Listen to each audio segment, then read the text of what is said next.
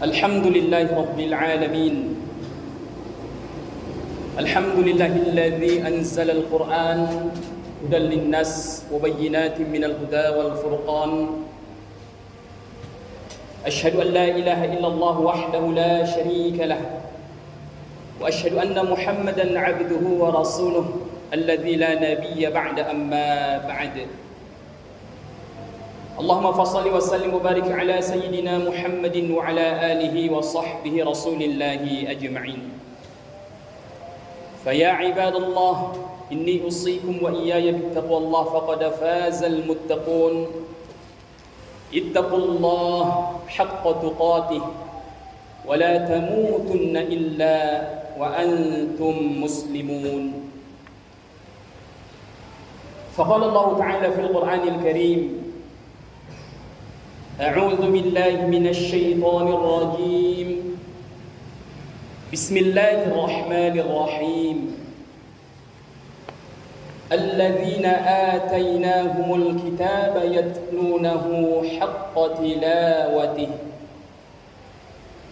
أولئك يؤمنون به ومن يكفر به فأولئك هم الخاسرون.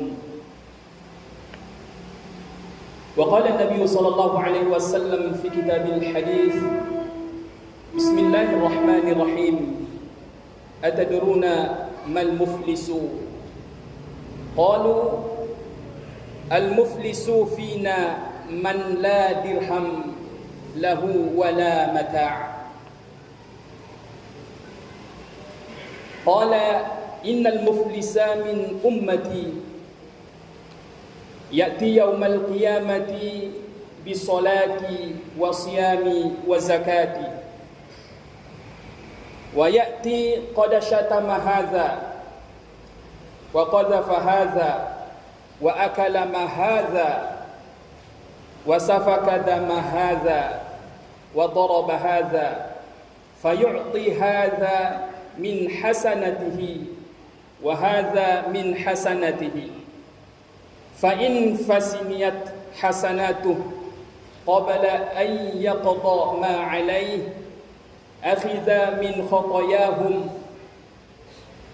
فطرحت عليه ثم طرح في النار. صدق Allahul Azim. Pertama dan yang paling utama sekali, mari kita mengucapkan puji dan syukur kehadirat Allah Subhanahu wa taala atas segala limpahan rahmat hidayah yang Allah berikan kepada kita sampai saat ini, dengan mengucapkan lafaz hamdalah alhamdulillahi rabbil alamin, dan juga kita bersyukur dengan amal ibadah, dengan berusaha kita untuk mengerjakan dengan sungguh-sungguh segala perintahnya dan berusaha kita untuk meninggalkan segala larangannya. Berikutnya mari kita mengucapkan salawat dan salam untuk Nabi tercinta Nabi besar Muhammad sallallahu alaihi wasallam dengan ucapan Allahumma salli ala sayyidina Muhammad wa ala alihi sayyidina Muhammad. Assalamu alayka ya Rasulullah, assalamu alayka ya Habibullah, assalamu alayka ya Nabiullah. Pada kesempatan kali ini khatib juga berwasiat untuk diri khatib dan juga untuk kita semua yang berhadir di masjid yang sama-sama kita cintai ini, agar selalu dan senantiasa kita meningkatkan keimanan dan ketakwaan kita kepada Allah Subhanahu wa taala sebagai bekal kita yang sesungguhnya.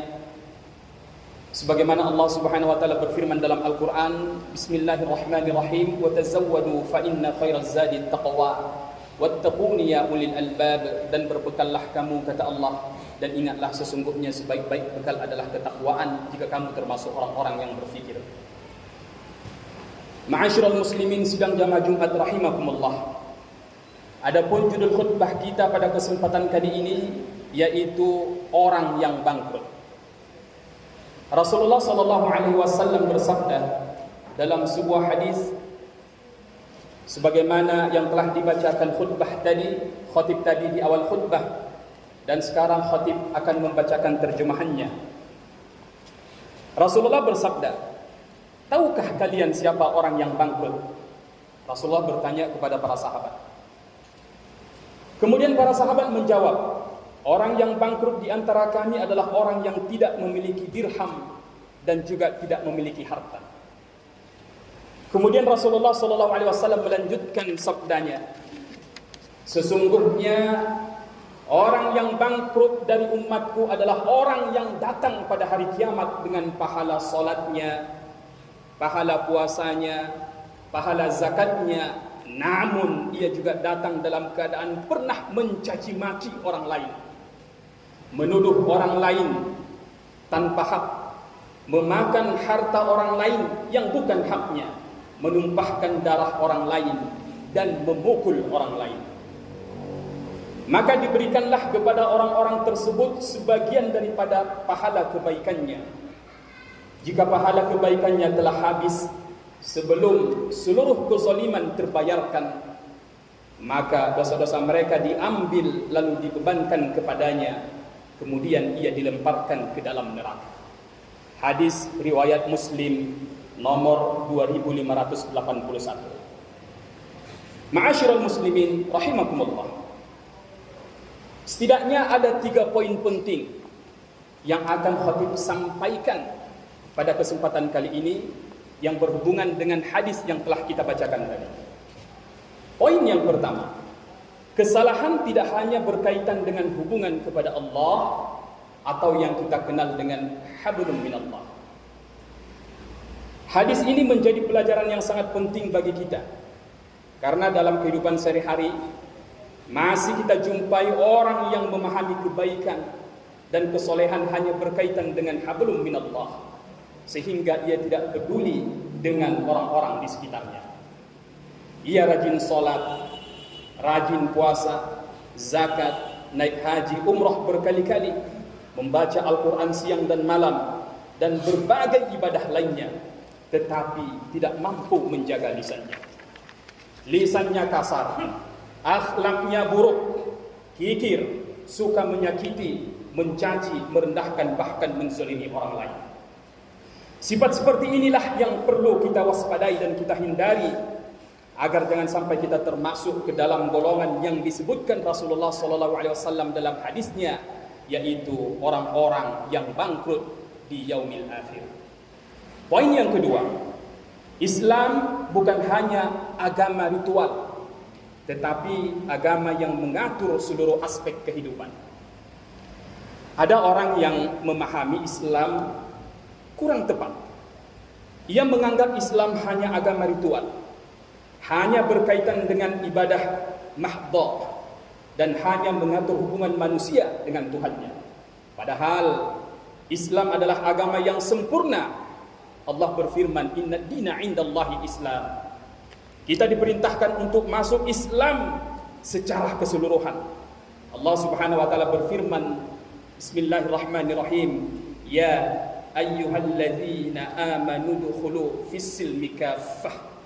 Yang artinya, wahai orang-orang yang beriman, masuklah engkau ke dalam Islam itu secara utuh, penuh dan sempurna. Islam bukan hanya mengatur hubungan kita dengan Allah, tetapi juga hubungan dengan diri sendiri, keluarga, masyarakat, dan lingkungan sosial. Rasulullah SAW mengajarkan nilai-nilai kemanusiaan yang sangat tinggi. Di antaranya terdapat dalam Quran surah Al-Baqarah ayat 177. Bismillahirrahmanirrahim. Laisal birra an tuwallu wujuhakum qibalal masyriqi wal maghrib. Al-ayah. Yang intinya, apabila kita rangkum dan kita ambil poin-poin dari Quran surah Al-Baqarah ayat 177 ini, poinnya hanya 2 saja. Jika kita ingin menjadi manusia yang saleh, manusia yang baik, manusia yang nanti akan mendapatkan ridho dan syurganya Allah Subhanahu wa taala, yang pertama, perbaiki hablum minallah yang tercantum dalam rukun Islam yang 5 dan rukun iman yang 6. Kemudian tidak cukup hanya di sana. Jika kita ingin menjadi orang yang soleh, orang yang bertakwa, juga perlu kita untuk memperbaiki hablum minan nas, karena kita adalah makhluk sosial. Ilmuwan mengatakan zon politikon. Kita adalah makhluk sosial yang tidak bisa hidup sendiri, yang tidak bisa berdiri sendiri. Maka dari itu, kedua aspek ini adalah prasyarat bagi kita untuk mendapatkan keriduannya Allah Subhanahu wa taala. Kemudian, Rasulullah SAW juga menyampaikan dalam hadisnya, Bismillahirrahmanirrahim, khairun nas anfa'ahum linnas, yang artinya sebaik-baik manusia adalah manusia yang paling bermanfaat di antara kamu. Jika dia datang, maka kedatangannya dirindukan. Kedatangannya membawa kebahagiaan. Jika dia tidak ada dalam suatu tempat, maka ketiadaannya menjadi pertanyaan dan dirindukan oleh manusia. Jangan sebaliknya, kedatangannya membawa malapetaka dan kerisauan, dan ketiadaannya menjadi kebahagiaan untuk orang lain. Maka orang seperti ini bukanlah orang yang diajarkan dalam Islam. Poin yang ketiga, Rasulullah SAW juga bersabda, la yu'minu ahadukum hatta yuhibba li akhi ma yuhibbu li nafsihi. Artinya, tidak sempurna iman seseorang, kata Rasulullah, di antara kalian sampai ia bisa mencintai saudaranya sebagaimana ia mencintai dirinya sendiri. Lebih lanjut, perumpamaan yang begitu indah, nilai-nilai kemanusiaan, nilai-nilai aspek sosial yang digambarkan oleh Rasulullah dalam hadisnya. Perumpamaan orang-orang yang mukmin, orang-orang mukmin dalam kasih sayang dan kepedulian, mereka seperti satu tubuh. Apabila salah satu tubuh yang lain merasa sakit, maka tubuh anggota yang lain juga ikut merasakan sakit. Maka dari itu jemaah yang dirahmati Allah Subhanahu wa taala, juga disempurnakan dalam hadis lain. Rasulullah SAW bersabda yang berhubungan dengan pentingnya menjaga hablum minan nas, interaksi sosial kita dengan tetangga kita, yaitu Rasulullah bersabda, Bismillahirrahmanirrahim, man kana yu'minu billahi wal yawmil akhir faqul khairan aw liyasmut.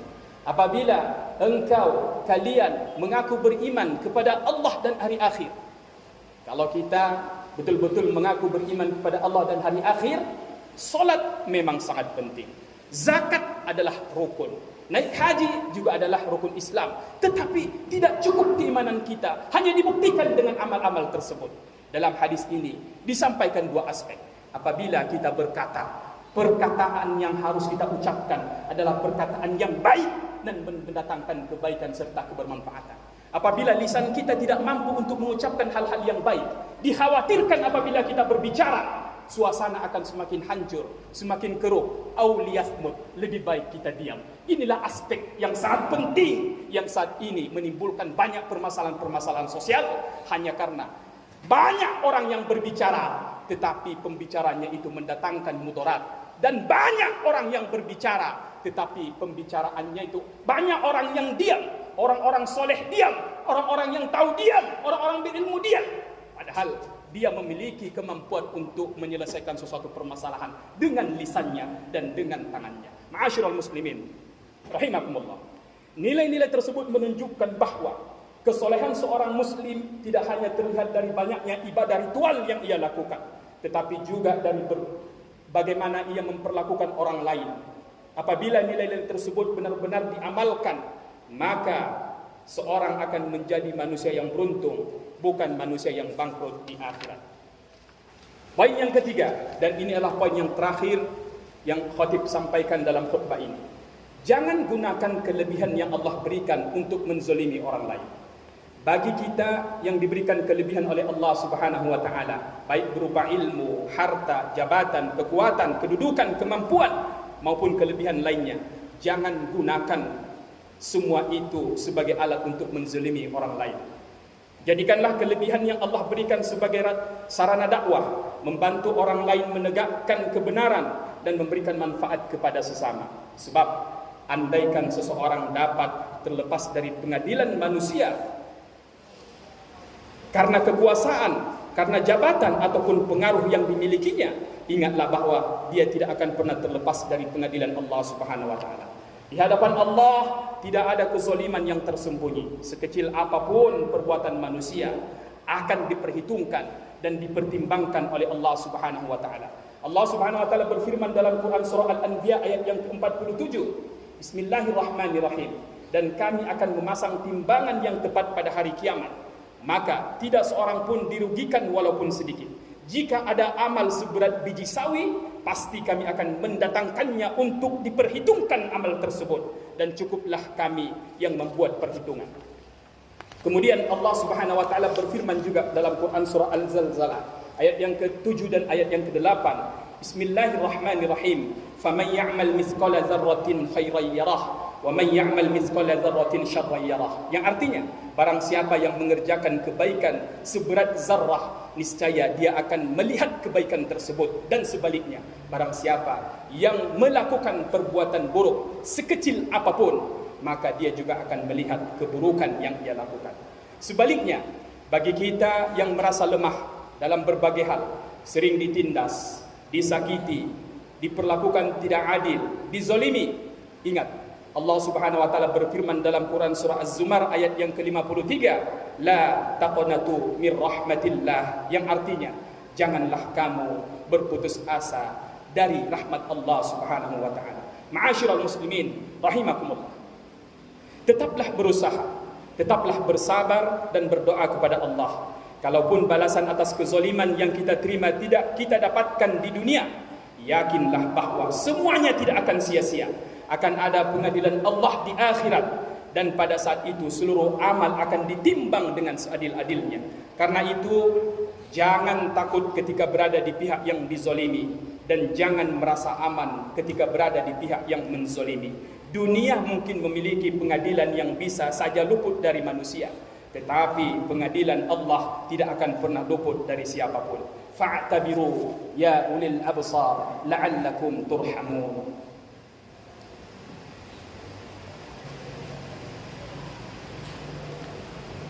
Alhamdulillahi rabbil alamin.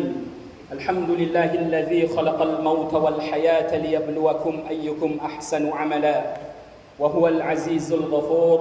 أشهد أن لا إله إلا الله وحده لا شريك له، وأشهد أن محمدا عبده ورسوله الذي لا نبي بعد أما بعد. اللهم فصل وسلم وبارك على سيدنا محمد وعلى آله وصحبه رسول الله أجمعين. فيا عباد الله، إني أوصيكم وإياي بالتقوى الله فقد فاز المتقون. اتقوا الله حق تقاته ولا تموتن إلا وأنتم مسلمون. فقال الله تعالى في القرآن الكريم: أعوذ بالله من الشيطان الرجيم. بسم الله الرحمن الرحيم. والعصر إن الإنسان لفي خسر إلا الذين آمنوا وعملوا الصالحات وتواصوا بالحق وتواصوا بالصبر. إن الله وملائكته يصلون على النبي يا أيها الذين آمنوا صلوا عليه وسلموا تسليما. اللهم صل على محمد وعلى آل محمد كما صليت على إبراهيم وعلى آل إبراهيم وبارك على محمد وعلى آل محمد في العالمين إنك حميد مجيد. اللهم اغفر للمسلمين والمسلمات والمؤمنين والمؤمنات الأحياء منهم والأموات إنك على كل شيء قدير. اللهم إنا نسألك علما نافعا ورزقا طيبا وعملا متقبلا. ربنا تقبل منا صلاتنا وصيامنا وركوعنا وسجودنا وقعودنا وتضرعنا وتخشعنا وتعبدنا وتمم تقصيرنا يا الله يا رب العالمين. ربنا آتنا في الدنيا حسنة وفي الآخرة حسنة وقنا عذاب النار. وصلى الله على سيدنا محمد وعلى آله وصحبه رسول الله أجمعين. فيا عباد الله، إن الله يأمر بالعدل والإحسان وإيتاء ذي القربى وينهى عن الفحشاء والمنكر والبغي يعظكم لعلكم تذكرون. ولذكر الله أكبر. أقيموا الصلاة.